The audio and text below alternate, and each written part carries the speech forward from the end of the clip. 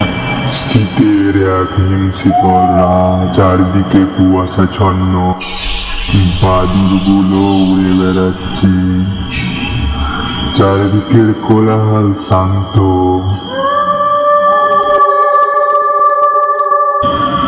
ঘড়িতে তখন বাজে প্রায় 12টা। রাহুল একজন তরুণ ফটোগ্রাফার, তার ল্যাপটপের সামনে বসে শেষ সিডিটগুলো করছিল।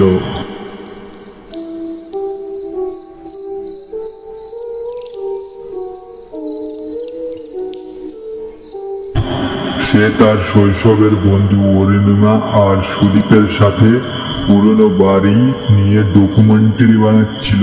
জমিদার বাড়ির ইতিহাস, তার রহস্যময় গল্পগুলো রাহুলকে সবসময় আকর্ষণ করত।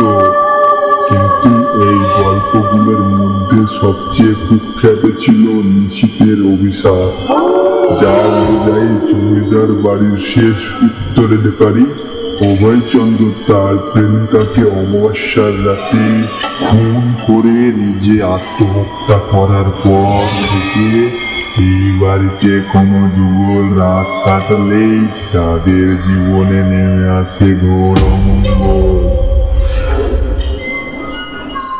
অরুণিমা পেশায় একজন প্রত্নতত্ত্ববিদ, জমিদার বাড়ির প্রাচীন নথি আর লিপি নিয়ে গবেষণা করছিল। সুদীপ পেশায় একজন সাংবাদিক, জমিদার বাড়িতে ঘটে যাওয়া অবয়া প্রেম নিয়ে গল্প লিখছে। তিন বন্ধু নিজ নিজ কামে ব্যস্ত ছিল, বলতে গেলে তারা নিজের কাজে ডুবে ছিল।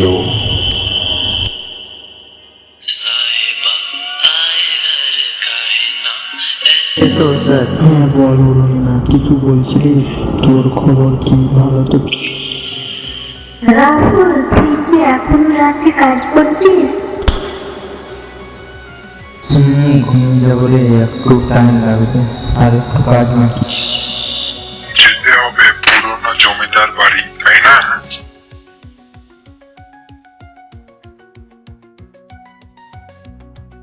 আমি জিনিসপত্র সব গুছিয়ে নিয়েছি, তুই গুছিয়ে নে। যা যা সামগ্রী ওকে বাই। আচ্ছা দাঁড়া না, সুদীপের খবর কি তুই কিছু বলতে পারবি যে কি করছে এখন? সুদীপের তো কাল যাওয়ার কথা, সুদীপ কি যাবে না? সুদীপ তো কন্ট্যাক্টই করে না। যাবে রে, কাল যাবে। Okay bye.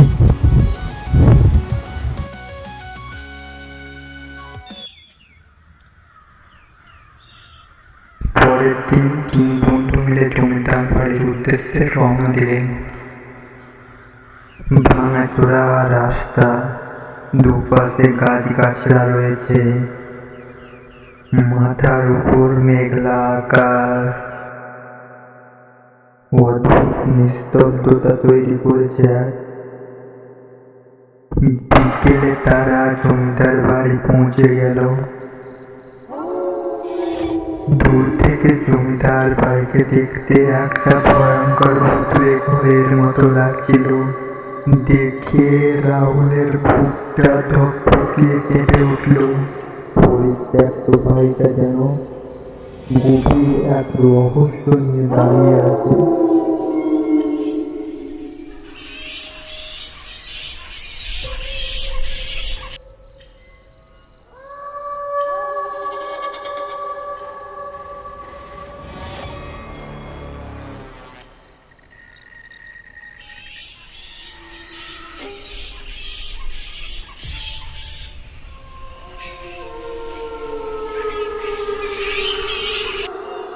জমিদার বাড়ির কেয়ারটেকার সারদা দেবী তাদের অভ্যর্থনা জানালেন। তিনি প্রায় সারা জীবনে এই বাড়িতেই আছেন। তার চোখে মুখে পুরনো দিনের স্মৃতি এবং ভয় স্পষ্ট ফুটে উঠল। আপনারা এসেছেন তো ভালো হয়েছে, কিন্তু বাবারা এখানে বেশি ঘোরাঘুরি করবেন না। বাড়িটা অভিশপ্ত। এই বললেন যমুনা দেবী। আসলে আমরা এখানে একটা ডকুমেন্টারি বানাতে এসেছি। আমাদের কাজই হচ্ছে এইটা। আমরা পুরনো বাড়িগুলোতে ঘুরে আমরা সেখানকার ব্যাপারে লিখে ডকুমেন্টারি করি। আমরা আমাদের টিম নিয়ে এই কয়েকদিন থাকবো আর কি।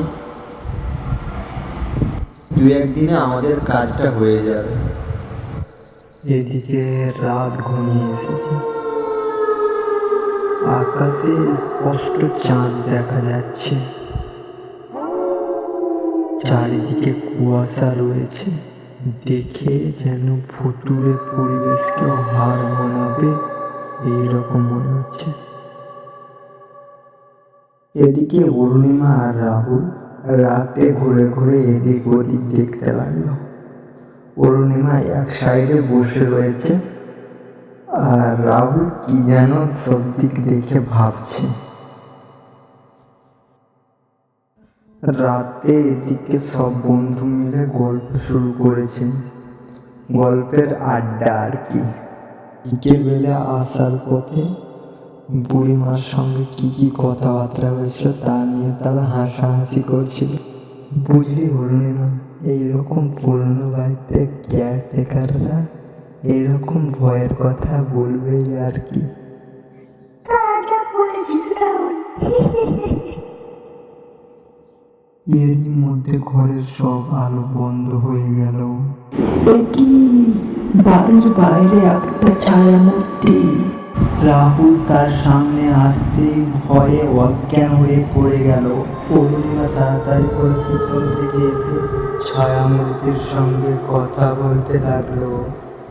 ছায়া মূর্তি তখন বলে উঠল,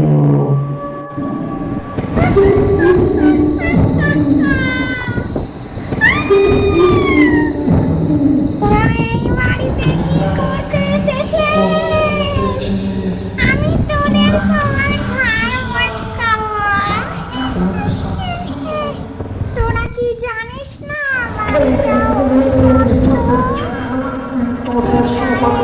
সাপের ছায়া লাগবে।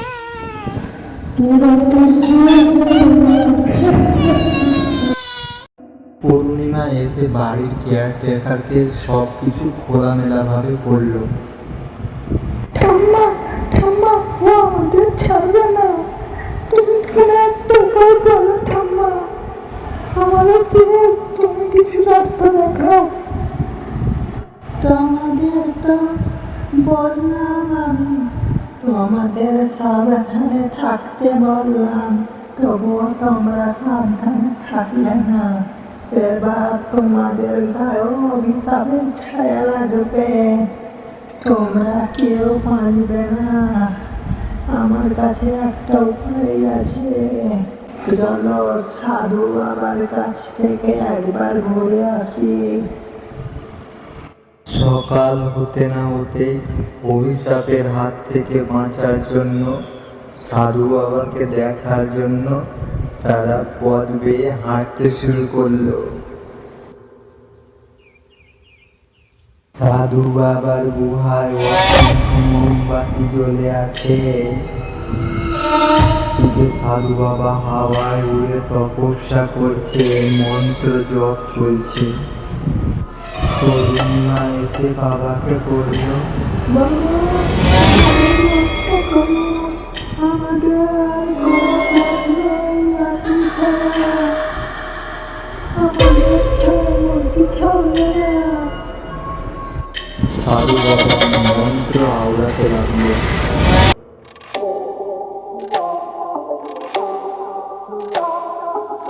সাধু বাবা আয়না দর্পণে দেখতে পেল একটা গুপ্ত দরজা, এবং গুপ্ত দরজার ভিতরে রয়েছে একটা ছায়ামূর্তির আত্মা।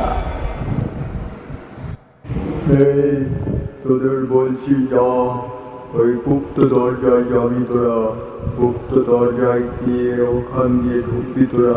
সেখানে গিয়ে দেখতে পাবি একটা ডায়েরি।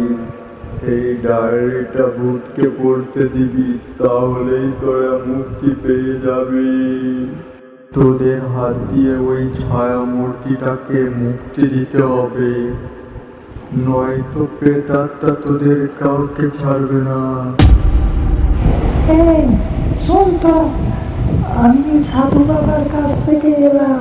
সাধু বাবা বললো মুক্ত দরজা থেকে ডায়েরিটা নিয়ে ভূতকে পড়তে দিতে হবে, এটাই আমাদের অভিশাপ থেকে মুক্তির পথ। চল, আমাদের কিন্তু আজ রাতেই এই কাজটা করতে হবে কিন্তু। এদিকে রাতের ভয়াবহ অবস্থা শুরু হয়েছে। চাঁদের আলো ঘরে প্রবেশ করছে, বাদলগুলো যেন চারিদিকে উড়ে বেড়াচ্ছে।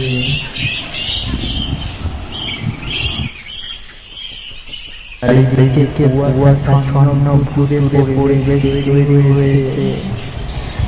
এক মায়াবী দৃশ্য যা দেখে ভয়ে বুক কেঁপে উঠবে।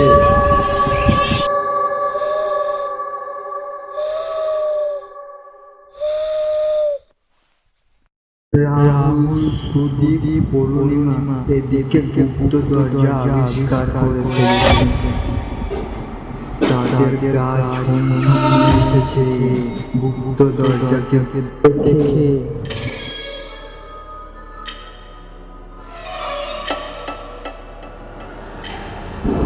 তারা গুপ্ত দরজা দিয়ে প্রবেশ করল।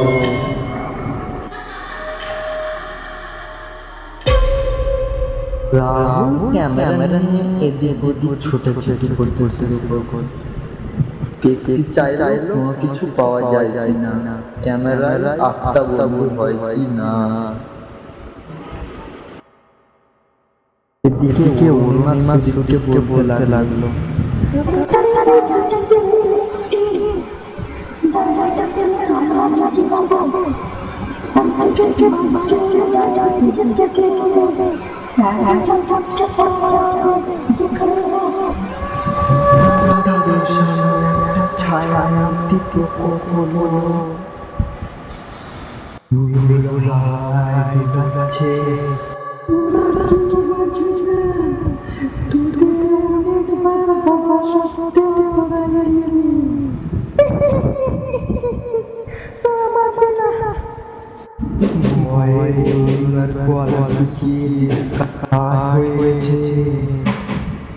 হঠাৎ রাহুল ডায়েরি খুঁজে পেল। ডায়েরিটা নিয়ে সে সামনে দৌড়তে শুরু করলো। কিছু দূর গিয়ে হঠাৎ ডায়েরিটা নিচে পড়ে গেল। পাতায় এদিক ওদিক হালকা উল্টানো শুরু হলো। ডায়েরিটা আপনা আপনি হাওয়ায় ভাসতে শুরু করলো। ডায়েরিটা প্রেতাত্মার চারপাশে ঘুরতে শুরু করলো। অবশেষে প্রেতাত্মা ডায়েরিটা হাত থেকে তুলে পড়তে আরম্ভ করলো।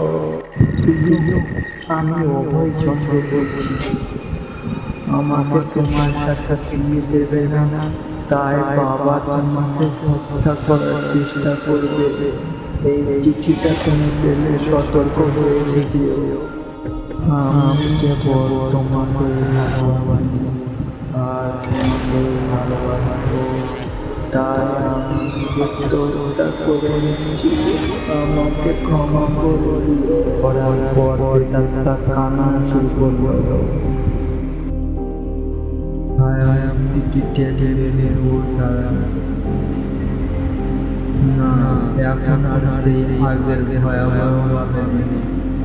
দেখতে অনেকটা সৌন্দর্যময় হয়ে উঠেছে। তাকে আলো আলো বেষ্টন করেছে। ধীরে ধীরে দেওয়ালের দিকে যেতে শুরু করলো এবং দেওয়ালের দিকে গিয়ে আলোক রশ্মির নেই কোথায় একটা মিশে গেল।